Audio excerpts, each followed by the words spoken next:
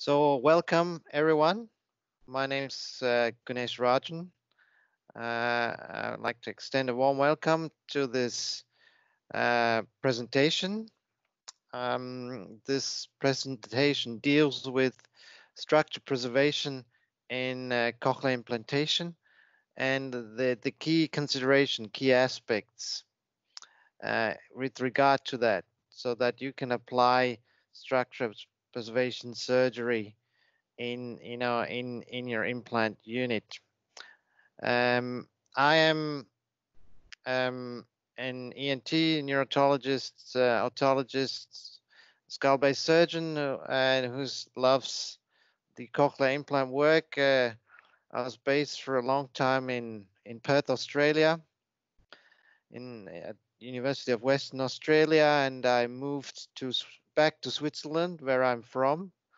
I moved back to Switzerland around 2 years ago to Lucerne, Switzerland, where I'm continuing the work of the research group, which I'll present to you shortly.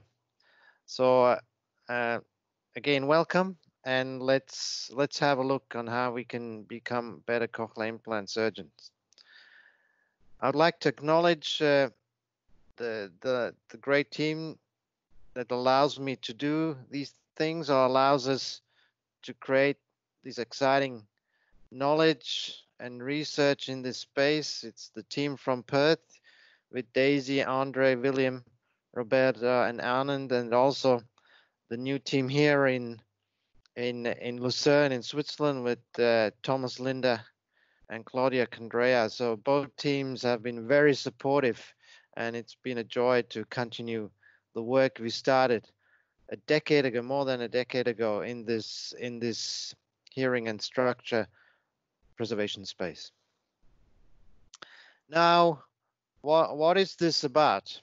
And I think over the last decade, the term was coined, hearing preservation, and hearing preservation as a surrogate for, basically protecting the inner ear during cochlear implantation. And obviously, the awareness has increased, and which is great, but I think it still needs more awareness with regard to how we can do a traumatic surgery in cochlear implantation, and for what reasons. And I want to briefly go into that.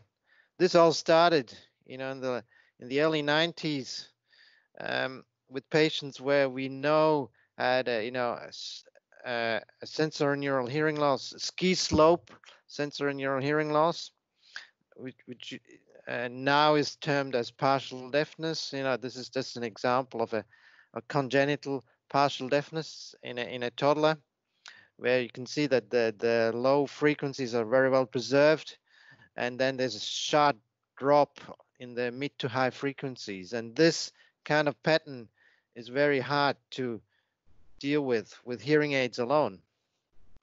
And it used to be the notion that these patients, adults and children, will do fine with the hearing aids with this kind of hearing loss pattern. But now we know that is not true.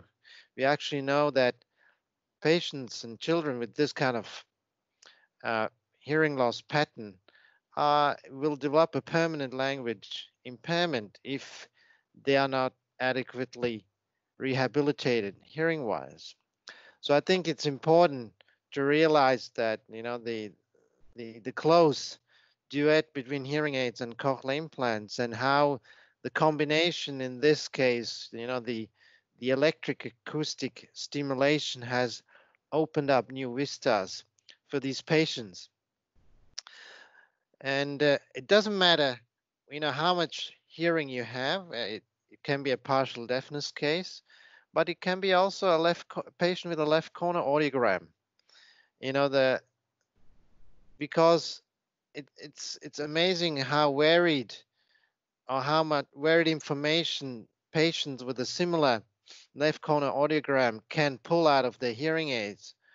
So I think, because we don't have a proper tool yet to estimate, how much residual hearing is useful for the patient sitting in front of us, we should go off the paradigm that we preserve as much, in-ear structures in order to give them the best possible basis with the implant, with the hearing aid, and also for later treatments.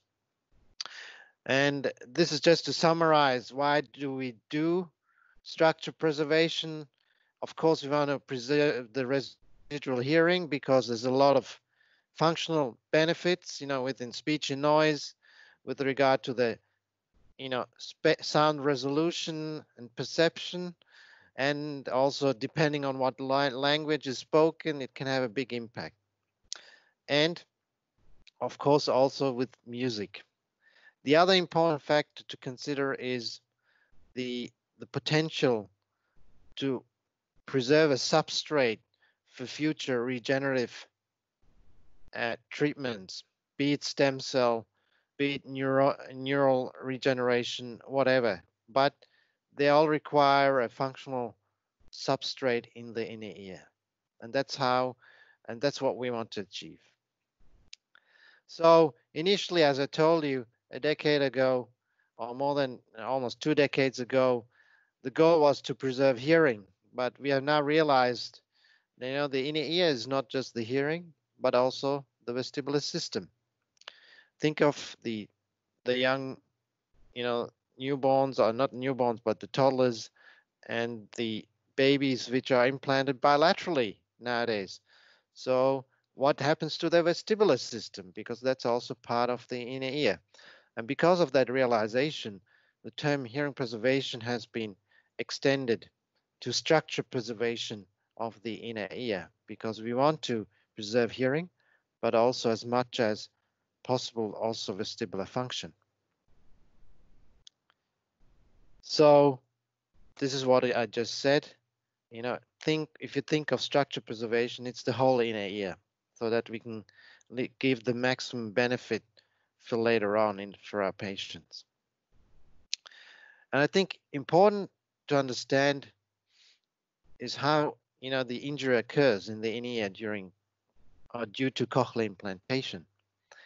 And I find this two-hit concept of the inner ear injury very useful for me, and also to explain to colleagues and students and researchers, what the elements are we are dealing with. So there's 2 hits is a good concept. And the first hit is the trauma, what we do during surgery, during cochlear implant surgery, the various things we do, and of course during the electrode array insertion.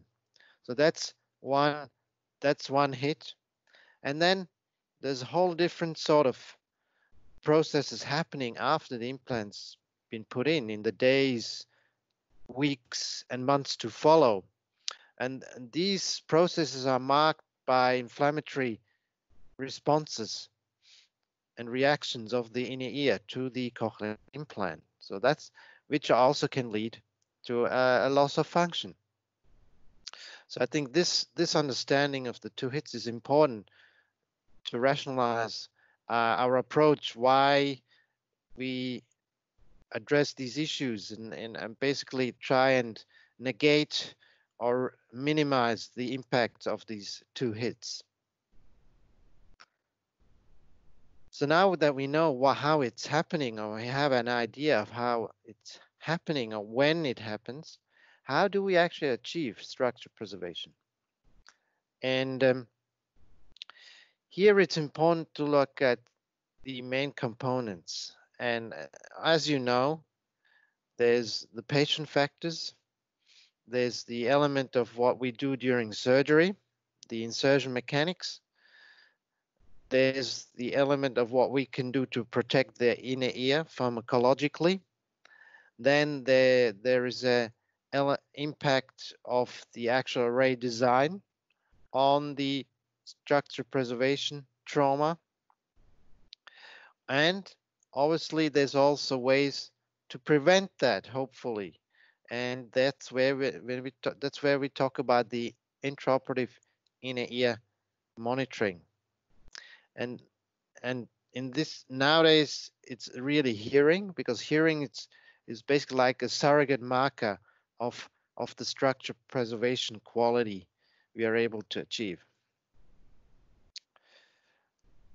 This is our structure preservation surgery checklist.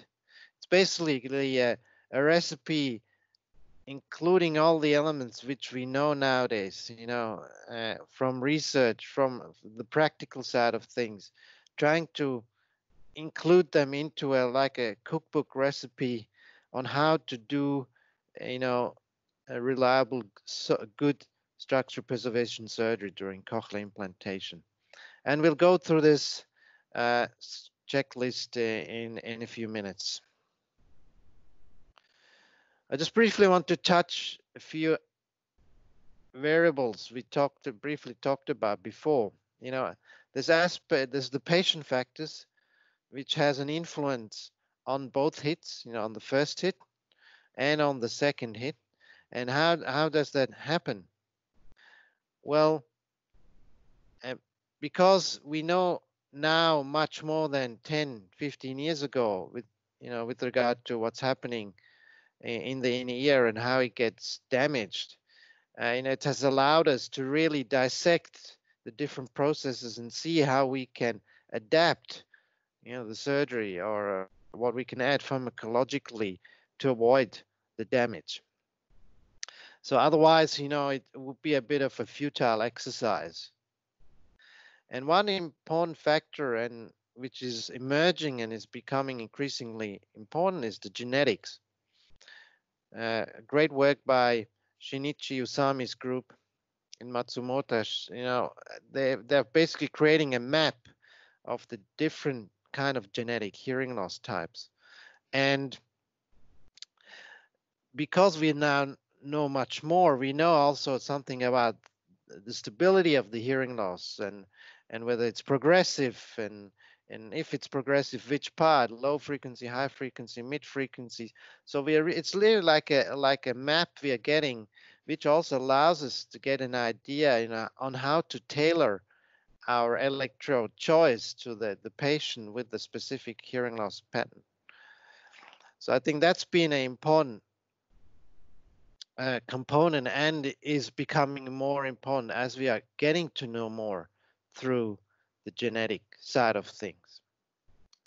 Age is an important factor. We have learned over the years that structure preservation is better in children than in adults. Why that is? There's different theories. That the inner ear of the children or toddlers is more robust or more flexible, but these are all hypotheses. So we can't really. We can just speculate. But it is clear though, looking at the outcomes, that the structure preservation results are better in children than in adults. Another factor we've learned a lot over the last 5 years is the actual anatomy of the cochlea has an impact. The size of the anatomy, especially, as we have learned that even though the cochlea looks, if you look at it very roughly, it looks pretty similar in all the patients. There's distinct differences in length, in height, in diameter of the different scalae. So I think this is something we are now starting to really appreciate, because it also has an impact on, again, the electrode array choice, because we had to tailor that to the patient's anatomy. And now, having a nice software like the Autoplan software, which allows us to measure these different dimensions, allows us also to choose the appropriate electrode array in relation to the hearing loss pattern of the patient. Another small side thing I wanted to mention is, because we did some research on that also in children, obviously, the impact of malformations can be significant. We looked at two different malformation groups.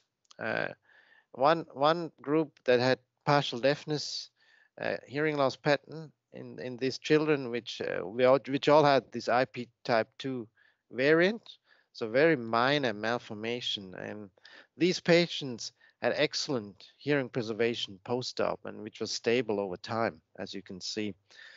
Whereas we looked at patients with complex malformations, Mondini and common cavities and type 1 and similar, where we have gusher formation. And as we might expect, and I'll talk about this in a few minutes, that the inner ear does not seem to like pressure changes. And as you guess or that gusher formation means a tremendous sudden pressure change in the inner ear, which is obviously also having an impact on the hearing preservation. And this is also exemplified in the slide, showing that the patients who had gusher formation during cochlear implantation also had poorer hearing preservation outcomes over time.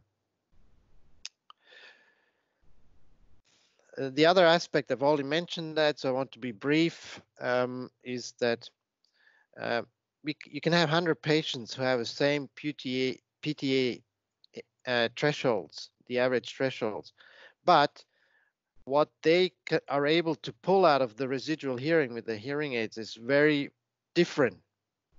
So, and this is the challenge in determining whether keeping the residual hearing is something useful in the patient who is sitting in front of us, or whether it really doesn't have an impact. So, and this is just a slide from Michael Dorman, just showing that the great variability of the bimodal, for here in this case, bimodal benefit they get, despite all having the same pure tone average threshold. So or a similar PTA threshold. So I think this is something to keep in mind, and the future will hopefully also give us some tests which will allow us to determine how much residual hearing is useful for the individual patient. So how do we achieve inner ear preservation? We'll head back to our structure preservation checklist I showed you initially. When this started, it was a bit of educated guessing and trial and error. But I think we've learned a lot in the last 2 decades, and I want to share the insights. And so if we look at our checklist, you see that we use a lot of steroids. Steroids are used, the anesthetists use routine steroids at the induction, and then we inject transtympanic steroids after intubation, and then at the end of the operation we also put a depo of steroids. And why steroids? Because steroids are readily available all over the world, they are cheap, and they are also a hair protective agent. Not only hair protective, but also hair cell protective, but also neuroprotective. So let me demonstrate that and show you that. So it's basically, we're looking at one of the elements of structure preservation is the pharmacologic inner ear protection. And because steroids is readily available, they are used very often. And I just have to remind you that steroids in the classic way of function are transcription factors. So they need time to exert their effect. And there's several animal studies showing that the earlier you introduce steroids, expose the inner ear to the steroids before the first hit, the better the hair cell protection. And that's because the steroids are transcription factors, which need several hours to express the maximum effect. And then there's, apart from these so-called genomic effects, there's a whole array of non-genomic effects which steroids have, which are really poorly understood, might also benefit, structure preservation. This is just an example showing you that the the steroids also not only protect hair cells, but also protect the spiral ganglion cells. So this is an experiment from the Melbourne group. You can see that in the top half, you have the steroid group before and after implantation. In the lower half, you have the control group without any steroids before and after. And you can see that after implantation, in the steroid group, you have good preservation of the spiral ganglion cells, as opposed to the degeneration which is evident in the control group. An interesting thing is that even just one dose prior to implantation appears to have a protective effect. It's been demonstrated in several animal experiments, again by the Melbourne group. So I think this is something we have included into our, structure preservation surgery checklist. And our data also showed that this has already been a while, that in the cohort we use steroids. If we got the lower half, the patient with the even left corner audiogram, the cohort that received steroids had a better hearing preservation over time. So this is the pharmacologic side. Now we go to the other important element of the structure preservation surgery, and that's looking at the actual insertion mechanics during the first hit. And there it's important that, we need proper access. That means we need a standard wide posterior tympanotomy to have good exposure of the round window niche. We need access because we need to do a proper opening of the round window membrane, ideally underwater. I'll talk about that in a second. And then obviously we had to introduce the array very slowly into the inner ear, into the cochlear. Why? Because keep in mind, the cochlear is a confined fluid-filled space.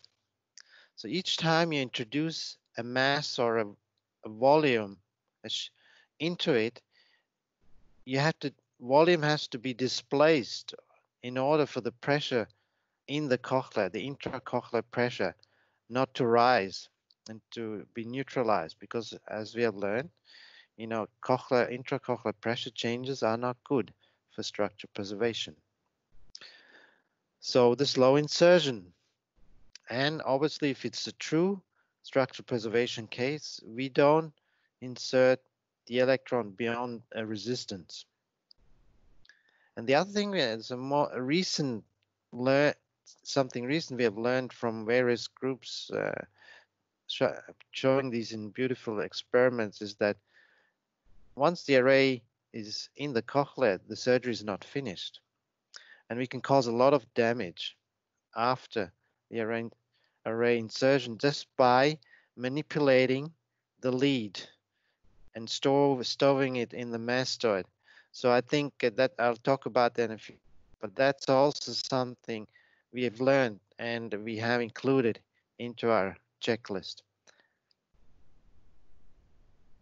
So let's look a bit closer at the insertion mechanics. We've done a beautiful posterior tympanotomy. We have great access to the round window membrane. Now the question already starts: how do we open the round window?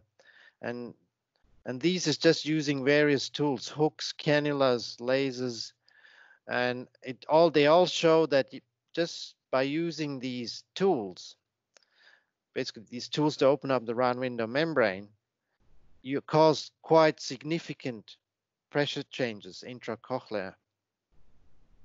They range from equivalent to 100 to 130 decibel, so which is massive.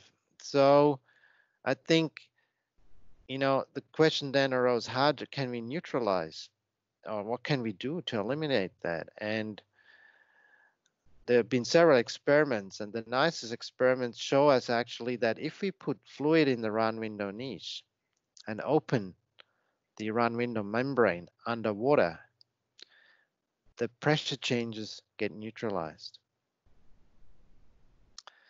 So I think that's an important message to take home for structure preservation surgery.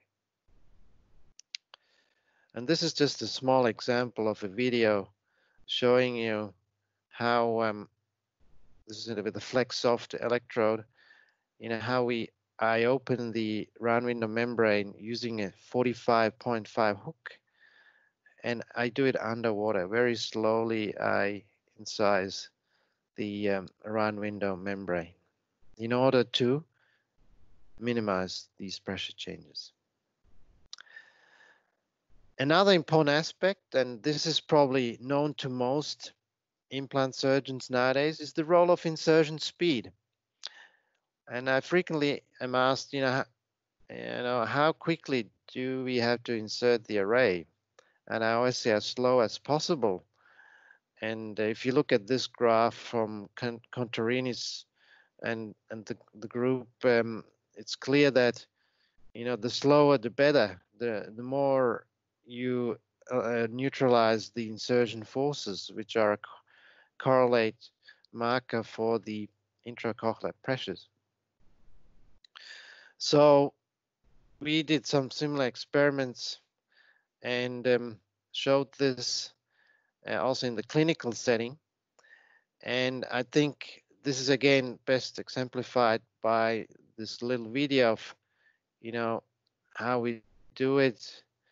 And basically, I just use a simple claw and just really slowly advance the electrode in a as continuous fashion as possible. Obviously, there are limitations, but there's some certain tricks on how you can achieve minimization of the manual tremor, etc. So I think this is again another graph showing the correlation between the insertion speed and the maximum intracochlear pressure changes. And you can see again, the slower you put it in, the lower the pressure changes, maximum pressure changes can be.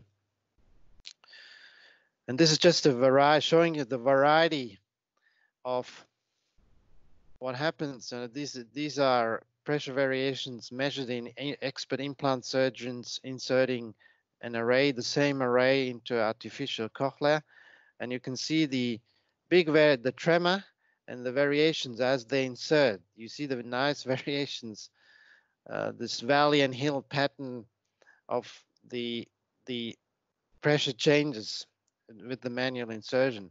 So like the brown one and the blue one is obvious, and by the simple measure of leaning on something with the insertion hand, you can see how you can neutralize the pressure changes, which is exemplified by the black line. So I think this is a simple trick again to eliminate, undue pressure intracochlear pressure change by a simple maneuver. You can do even slower insertion with the robotic insertion, and this is the work of my master student, Will Crone, has done some beautiful experiments. And if you think that the robot doesn't have any tremor, I must unfortunately tell you that's wrong, because even the robot has a tremor because it's an actuator which is mechanically driven. And you can actually, with sensitive microsensors, you can actually even detect those. The beauty of this slide is that this is showing you the insertion at various times. This is like 10 minutes, 15 minutes, and then there's a 30-minute, the ash gray one.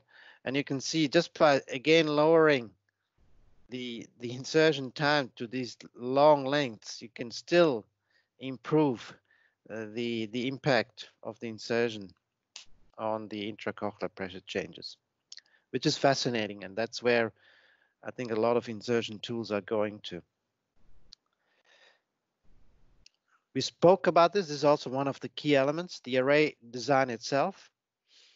And I just want to show you an example by a beautiful experiment by Todd and his group.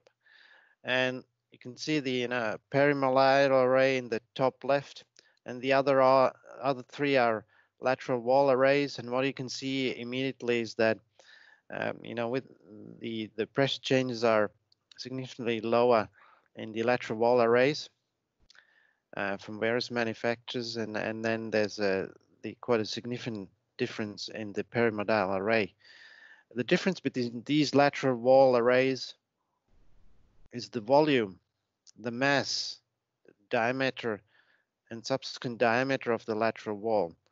So the lower right electrode is the smallest in dimension, and due to the physics, the hydrodynamics of the cochlear, it also causes the least pressure effects.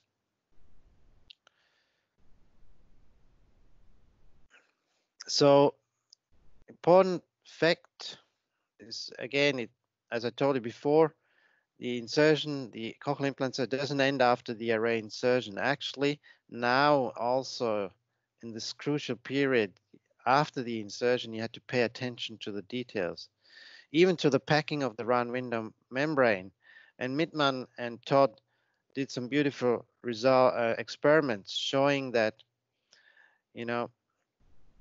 if you move the electrode lead, as we all do, to stow it in the mastoid, you can cause really tremendous pressure changes again, which can basically neutralize all the good work you did before. So how can we eliminate that? And if you go to the right-hand side, you can see that you can neutralize the effects of the lead movements by doing a one-hand fixation of the lead, let's say in the posterior tympanotomy, and using the other hand to stow the electrode. So this is a very simple maneuver, but as you can see, it's highly effective. And then this is again the impact of patching the round window membrane. Interestingly, if you patch the round window membrane, the impact on the pressure changes seems to be much higher if you're moving the lead or positioning the implant. So keep that in mind. So how can we further improve? Where are we going? One aspect is certainly, and that'll change the way we implant in real time, is the intraoperative intracochlear hearing monitoring. And nowadays, all implant manufacturers have a way of measuring, the intracochlear activity by different algorithms. I use the ECOG-based algorithms or cochlear microphonics. This is just an example of the MED-EL-based device, which uses cochlear microphonics. And what you can do is you actually use the intracochlear electrode array to measure, to be basically the sensor, hearing sensor, and which is very smart. So you can actually use the array as you're inserting it to measure the hearing as a surrogate marker of structure preservation. And this is just an example in a patient, a teenager with partial deafness, which was progressive over the years. So we did the intracochlear microphonics at different insertion depths, and we were able to preserve the insert, up to 28 millimeters. We were able to preserve the cochlear microphonics. And the beauty of this technique is that you can do this also during every switch on and mapping. During the switch on and mapping, every time the patient comes for his fittings. And then that's what we did. So we did the initial one, 10 days post-op, and then it improves over the weeks and becomes really clear. And this also is reflected in the post-operative audiogram, which shows a nice preservation of the hearing. And you can also do it in patients with very low levels of measurable hearing. You can still do the same thing. Again, it's a quality control of how atraumatic you're doing the surgery. So I think that's consistent application of these principles allows you also to preserve hearing, even if it's like in this case in a left, basically in a single-sided deaf patient. And I think in order to know how successful we are at preserving structure preservation, we need to measure it. And there I would like to encourage you to use the hearing preservation classification system by the hearing group, which allows you to measure and the hearing preservation, again, as surrogate marker for structure preservation in patients very easily. And then it allows you to compare with other groups their outcomes and learn from each other, and also understand why, you know, maybe in other group this is happening and in your group you have good results, they have something else. So it really allows you to objectively compare the outcomes.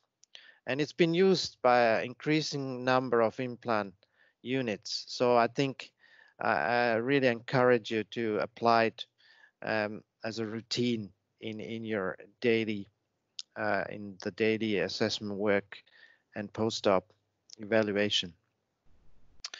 I'm all getting to the end. Some take-home messages. I think for me the important thing is that you understand this concept of the two hits. The first hit is us surgeons during the cochlear implantation, the trauma of the surgery, implantation surgery, and the impact of insertion mechanics on the first hit, and how we can protect the inner ear, you know, the hair cells, the neural components from the trauma. Think pharmacologic protection. And then the whole array of insertion mechanics, which goes into basically avoiding intracochlear pressure changes. So think about the intracochlear pressure changes when you're opening the run window, when you're inserting the electrode array, and after we've inserted the electrode array. So the cochlear implant surgery is not finished until you've safely stuffed the lead and put the lead into the mastoid without causing any intracochlear pressure changes. How do we open the round window membrane? We've learned that ideally we should do it underwater. You can do it in the so-called steroid pool. You create a big opening in the round window membrane. Why? Because the pressure needs to escape somewhere, because you're pushing in a volume with the array of mass is going into the cochlea, and in order to neutralize the pressure, volume has to escape, and that's facilitated by a big opening of the round window membrane. How do we insert the electrode array? Very slowly.